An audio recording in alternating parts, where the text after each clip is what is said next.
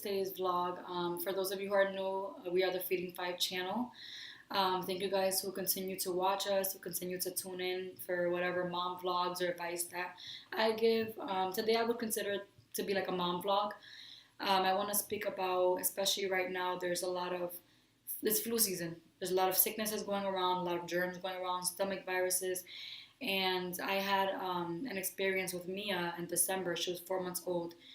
And I want to share that because there's so many factors that had I not been aware, I don't know if she would still be here today. And I thank God that I was aware of the signs. And she's my third, so there's a lot of things that I've already experienced with my two kids that made me realize something was wrong with her that was beyond just home care.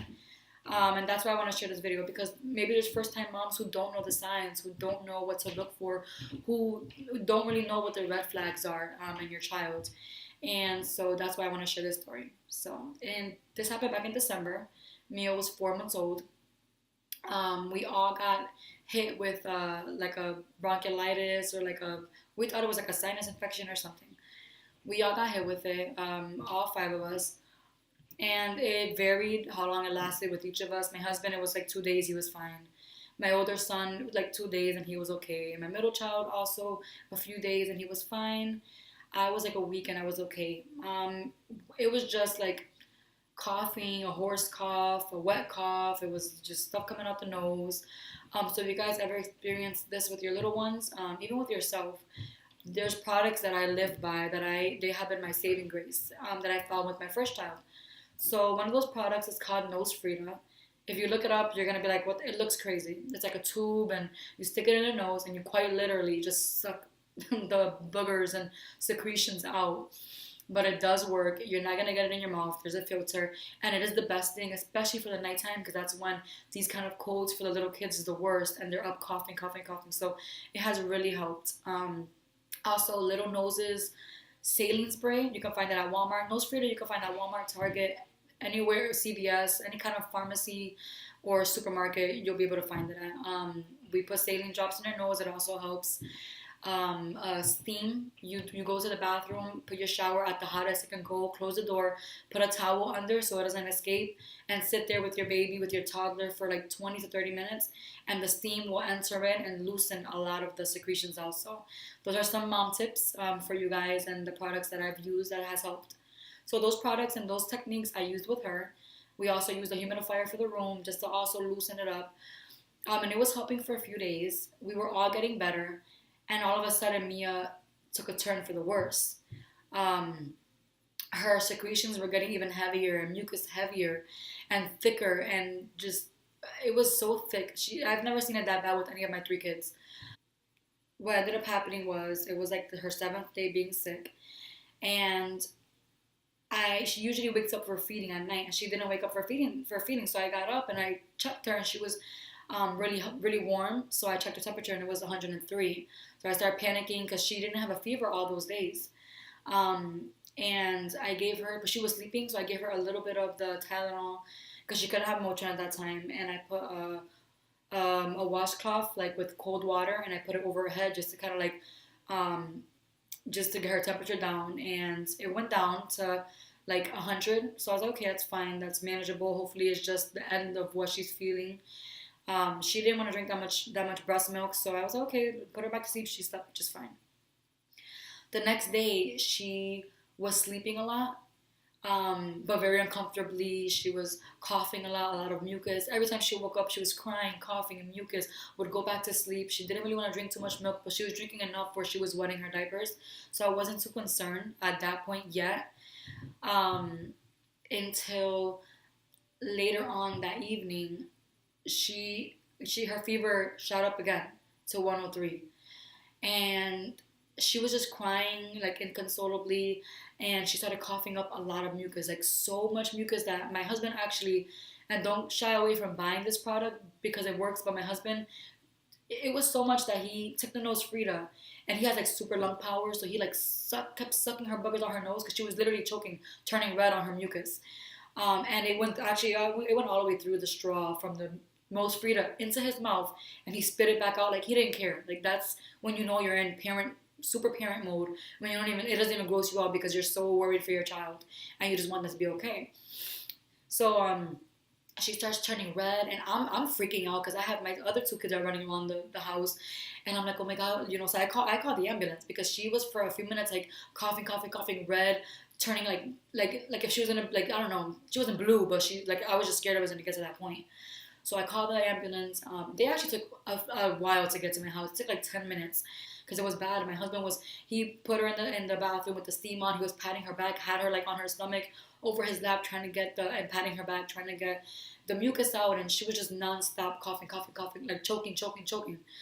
And I'm stressed. I'm worried. I'm in my nightgown. I ran outside when I saw the ambulance. I mean the fire truck, and I'm like, over here, over here. Like, I didn't even care. I wasn't even dressed appropriately, but my daughter needed help. So they came in. They put like a nebulizer, and like it was like, I don't know. It was, I think it was albuterol. They put it in her mouth, and she was able to breathe a little easier after that. They were like, you guys did all the right steps, so we're gonna take her into, in the ambulance. At that point, the ambulance came. We're gonna take her there, and we're gonna bring her to the emergency room. So I just threw some clothes on really fast, and I um, packed my pump like really fast. Because I'm a breastfeeding mother, I have to pack all those things. But I did it really fast. I jumped into the ambulance with them. We went to the emergency room, and I can honestly say that they didn't really do anything. They saw her, took her vitals. She was doing a lot better. She was doing a little better at that time because I think everything was so overwhelming for her. The albuterol, the everything, that she was just like just tired. She drank a little bit of milk in the hospital, so the doctor's like, she's drinking some. She just looks like she's very sick. She has a nose, maybe like a sinus infection. Keep doing what you're doing. So I was like, all right, well, I mean, let's go home then. I mean, what else are we gonna do? So we went home. It was like 4 in the morning, and the next day she was sleeping, and when she would wake up, she would be inconsolable, crying, coughing. You could tell she was so miserable. She looked so sick. It was her first time getting sick. Um, and she didn't have a fever. It didn't go back up yet. At that point, we kept doing what we were doing, but she was drinking less. I was noticing she was drinking less. And then towards the evening, again, she started coughing really bad, um, choking, coughing, and I was like, oh my god, like, we're gonna take her back to the emergency room. I don't care how many times I have to go until they figure out what's wrong with her, because we're all better at that point, and she's just getting worse. So we strap her into the car seat. We put her in the car, but then she starts choking. Like, I had to rip her out of the car seat before we even left the driveway. And I said, you know what? I'm not gonna do this. We're gonna call the ambulance again because I don't want them to. I don't want her to start something to happen to her while we're on the drive down there. It was like 6 o'clock, so you can hit traffic and stuff. Um, so we called the ambulance. They came. I went again. So the second time, I let them know, she was just here. She's getting worse, the same symptoms. I don't know what to do about her cough, her mucus. So they swabbed her for RSV, which I don't know why they didn't do that the first time I went. But they swabbed her, and she had RSV. And they just told me RSV is a really bad respiratory infection. She's positive for it. It's going to be really bad. Continue doing what you're doing. There's nothing we can really prescribe you for her. And I was like, well, what about like a breathing machine or something to help her? And they said, honestly, you going in the shower with the steam is the same thing. But I didn't feel like it was, because I was like, the mask, when they put it on her, it helped. But they didn't want to give it to me. The doctor was like stubborn. They sent us back home. Now the third day, this is like, she was like on day 9, but this was the third day that she was really bad. She did not drink milk that entire day. She would not drink anything, 1 ounce, nothing. She was even worse. She looked like she didn't have any life inside of her. She was just limp. When she wakes up, she was crying, miserable. I was crying. I was stressed. I was worried. My husband's at work, and my mom is here helping me, and we just don't know what else to do. And I'm like, I'm going to go back to the emergency room because this is crazy. She looks like she's getting worse. Like, there's no life in her. And I know it's bad when they look fatigued, when they don't want to eat or drink, and even when they're awake, they're inconsolable and they're just lifeless. Those are the 3 signs you as a parent look for. If your child is sick and they're getting worse, look for if they stop eating or wanting to drink. Even if they're a toddler, 4, 5, 6, 7, if they're not trying to eat or drink anything, that's a bad sign. That's a red flag. If they're just limp, laying there, that's a bad sign. They look lifeless, that's a bad sign. And the third thing is if they just look miserable. So that's how she was. It was horrible. And I told my husband, I'm going back to the emergency room. I don't care. We're going to go back. And my husband's like, what are they going to say? They already told us. And I was like, I don't know, and I don't care. I'm going to go back, and they're going to run more tests because she is worse. And I know they're saying it's RSV, and it's supposed to get worse, but she doesn't want to drink milk. I know that she can get dehydrated. She's only 4 months old. This is not okay. It's not normal. And I didn't care how many times I went to the emergency room. I really didn't care. You do what you can as a parent for your child. You advocate for your child because no one else is gonna do it. Like I've said before in my videos, doctors, they're just gonna go on a sliding scale of what your child should be feeling. You know your child. You know when something is seriously wrong, and trust your instinct as a mother. Trust your gut as a father or mother. Trust your instincts because they almost, I feel like, will always be what you think it is. And even if it's not, and you took them just in case, then what's the harm, you know? And when we went in, she went to a room, and the same doctor from the day before saw her. He's like, "Oh, you're back again?" Like very rude. And I'm like, "Yeah, I'm back again, and I will keep coming back because there's nothing that I can do for her." And she is not drinking, she's not eating, she's not her diapers that day. I think she barely wet one diaper. Like it was horrible. She looked horrible. He's like, "Yeah, she looks like she did yesterday. I don't really know what more we can do for her." And I said, "You get a second opinion. Go out and please find somebody else to look at her because something is up with her. This is not okay. She's having a difficult time breathing. She's having a difficult time like living. She looks ill." So he left, and I'm praying like, "God, please something," because I refuse to leave this hospital until they figure out what's going on or what they can do to help her. And so he brought in another doctor. Thank God for this guy because he came in and he took one look at her and he was like, "Oh, she looks ill. She looks seriously ill. I haven't seen her from the days before. I understand this is your third time here, but she doesn't look well." And I was like, "Thank you. Yes, you're listening to me. She's not well. She's not okay." He's like, "Yeah, she doesn't look well. We're gonna run some tests. We're gonna check her oxygen. Her oxygen level was low. It was like in the 80s, and that's not good." So they put her on oxygen. I have pictures because at that time I wasn't vlogging, but I knew I wanted to eventually start vlogging. So I took a picture to show this story. So if I find it, I'm gonna link it so you guys can see it on the screen. Of her, she had the oxygen in. It was really sad. I was crying. It's hard to see your baby go through that. So they put her on oxygen. They give her an IV, which is horrible. I don't even like IVs, and I'm an adult, so for a baby, but she needed the fluids. They had to test her urine just in case there was anything else, which also sucked because she had to have a catheter. It's just horrible when you see your baby go through that, and you just feel like even though you're doing the best thing for them, there's nothing you can really do. Like it's now in God's hands and the doctor's hands. They ended up saying, since she's not eating, we're gonna keep her here. We're gonna admit her upstairs and just have some more doctors take a look at her. They then, and I actually forgot to mention, the second time she went to the hospital, she had a chest X-ray because they wanted to make sure that her lungs weren't collapsing or something. So they had an X-ray done, and they said that everything was fine. So anyways, we go upstairs. They're admitting us. I go upstairs. My husband went to the house, grabbed me some stuff to be there. So this is already like day 11 of her being sick. They admit us. Another doctor comes in, and I don't know. I think she like analyzes the X-rays, and she came in and I was so upset. She was like, "So I took a look at this. I'm the second doctor to take a look at this, and it appears that she has pneumonia." And I was like, "How did she get pneumonia?" And they said, "Well, the RSV, if it gets really bad, it can turn into like strep pneumonia, which is why you see that she looks so ill, why she's not eating, and why she's not getting better because pneumonia can only be treated with antibiotics." And I was actually really upset because I'm like, so she's getting worse a few days already. That means that she must have had pneumonia for a few days. That means that the person that saw the X-ray the first time didn't catch the pneumonia. Because I asked her, I said, "Why didn't the first person see it?" She's like, "Well, sometimes this is why you need a second eye, a pair of eyes, just because I can see something that they don't see." But I'm thinking, like, if they're trained for this, they should be able to see that. So I take a mental note, and I'm saying, okay, you know what? From now on, whenever my kids are sick like that, we're going to get a test for pneumonia. If your kids get the flu, if they have RSV, which is bad, bronchiolitis, and you see them getting worse, take them to the emergency room and tell them, "Can you please check if my child has pneumonia?" First thing. Because I don't know why they didn't test for that the first time she went to the emergency room, just in case.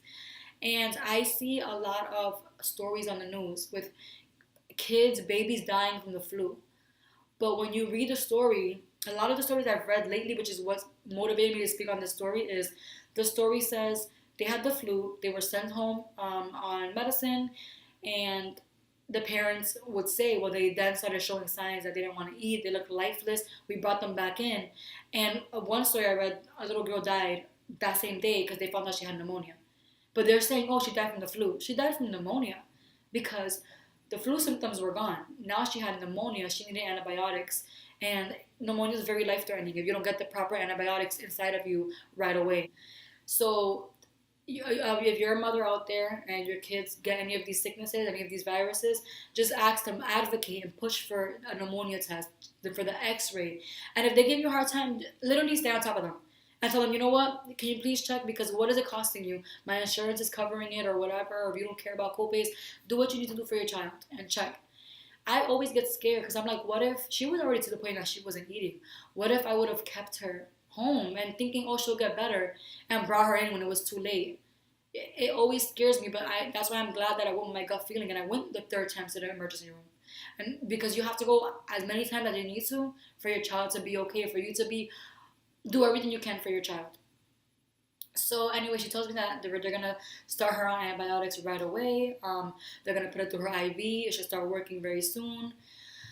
And the following days after that, I was in the hospital after they admitted us. I was there for 11 days. And it was long, it was hard, it was exhausting, but it was worth it because I knew that she was gonna get better.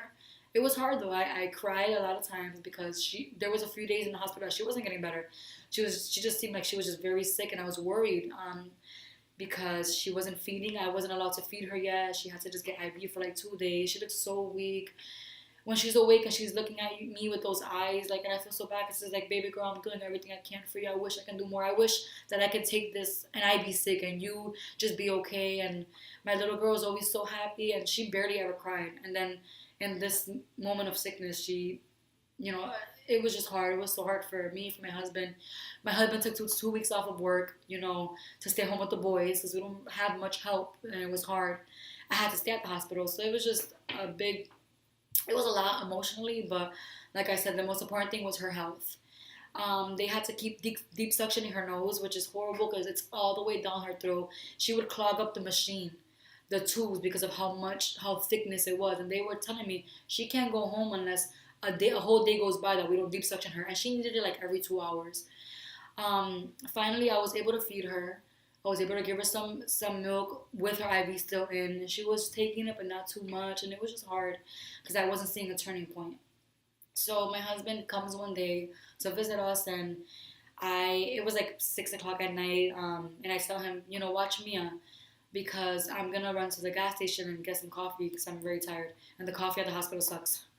So at that day, they were actually talking about they might put her in ICU because she just wasn't getting better, and they were worried that I don't know, that the pneumonia, I don't know, they were just worried. I don't know what they were worried about. They just said we're thinking about putting her in ICU because she might need just more care, more round the clock care. And actually in the hospital there were a few babies with the same thing she had, and they were doing so much worse, and I would hear them crying, and I would ask the nurse, what's their name, or if it's a boy or a girl, so I can keep them in prayer. And I got fresh air. I was just thinking, like, God, I felt like I was losing faith because I'm like, my baby girl, she's not better. What's gonna happen? Your mind goes everywhere when you're a worried parent. And I walk into the gas station. The cashier was there, and she's like, oh, hey, how's your night? And I just tell her, my daughter's not doing good. She's right now hospitalized. Keep her in your prayers.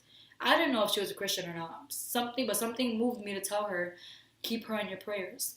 And this woman, I don't know her name, this woman, it was crazy. This was meant to happen. Because God knew that my faith, at that moment, my faith was not strong. I was angry. I was upset. I'm like, God, why is this happening to her? Why? It's sometimes we go through things, in the path of serving Jesus and believing in Him. We go through bumps in the road where we're like, why? Why is this happening? Why? Like, what is going to come out of this? Like, what is the need for this? So this woman, when I tell her, keep her in your prayer, she said, we're going to pray for her right now. We're not going to wait till later. We're going to do this now in the name of Jesus. And she grabs my hands in the gas station, people behind me, all around the gas station. She didn't care. She grabbed my hands, she closed her eyes, and she just started praying over Mia. And she asked for her name. She started praying over Mia. She started just casting out sicknesses in her body. She started rebuking sicknesses in her body. She started declaring miracles in Jesus' name above, on her body, and declaring that it was done. And after that prayer, I was like, I sort of thank you. It boosted my faith because I was like, wow, this woman that I don't even know just said this powerful prayer in the middle of a gas station, not caring. That's faith. And I think that God put her in my path at that moment because He knew that I needed more faith. So when I walked into the room, I told my husband the story of what happened. He's like, wow, oh my God, like that's crazy. But he had to leave to go pick up the boys. It was already like 7. It was like gonna be their bedtime soon. So he said bye, kissed us, and then I also received a text message from one of Joshua's aunts, who was also a servant of God. And she said, I sent a group message to my pastor, and she sent it out to everybody in the church. And we're right now we're doing like a chain prayer for Mia for God to heal her. And I was like, wow, what a coincidence. After this woman just did that in the gas station, I received this text. I'm like, God, like, I believe it's going to happen. I believe that you're going to do this. And within 1 hour, and I have a video, so if I find it, I'm going to link it in.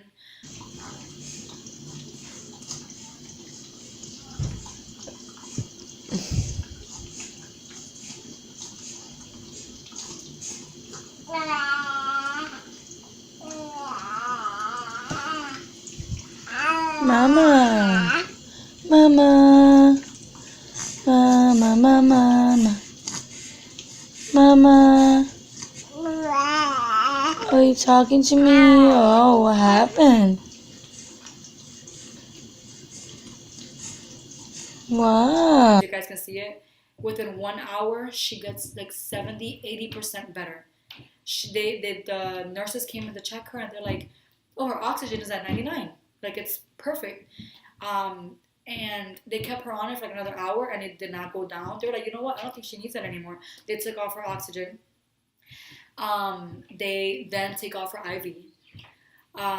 So she could start having oral antibiotics. She actually started babbling. For a week and a half, almost 2 weeks, my baby girl was miserable. She would not smile, laugh, anything. And she started babbling. They took her off of the monitor, so I can actually be able to hold her without cords all over her. And it was just so beautiful. It was beautiful because I believe that prayer that warrior made for Mia, it worked in her favor. It worked in my daughter's favor, and I will forever be grateful for her. And if I see her again, hopefully one day I can recognize her and tell her that I believe that through Jesus, that prayer saved my daughter's life. We had to stay in the hospital for like 2 more days after that, and then we went home, and she was better. She was smiling. She was almost my baby girl again. And she was actually released 1 week before Christmas, so it was just like our gift. Like, we were just so happy that she was able to spend her first Christmas with family, with us here in our home, and it was just so beautiful. And that is Mia's story. So if your child is sick, that is the one thing that I advocate. Take this story and apply it to your life whenever your child is sick. Think about Mia's story, because that's what I think about. I think there's some nights I lay awake at night. As a mom, you must know when you just are awake and thinking about a million things. And I'm so grateful that I brought her in. I'm grateful because the doctor said, like, thank God you brought her in, because pneumonia is very serious. It can happen after getting a flu, RSV, a cold, bronchiolitis. If you see your child getting worse and worse, bring them in and just ask them, can you test for RSV, bronchiolitis, the flu? Can you test for pneumonia? They can test those things there. If you think this story can inspire someone else to speak out, share this story. I just want as many children, people, babies to be saved as possible. And sometimes just because we don't know the signs, we don't understand what's going on with them, we think that it's just supposed to get better. Because if I had listened to the doctor telling me it's going to get worse before it gets better, it's going to get worse, I probably would have just stayed home and been like, okay, well, this is part of it. No, I was like, you know what? Something's up with her. I feel something's up with her.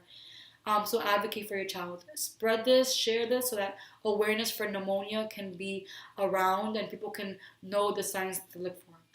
Thank you all for watching. Thank you all who continue to watch us. Like I said, share this message if you want.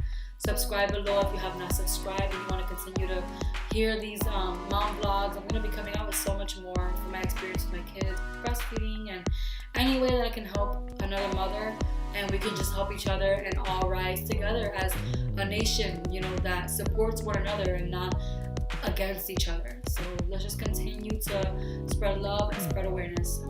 Again, we love you guys. Continue to have positivity in your life.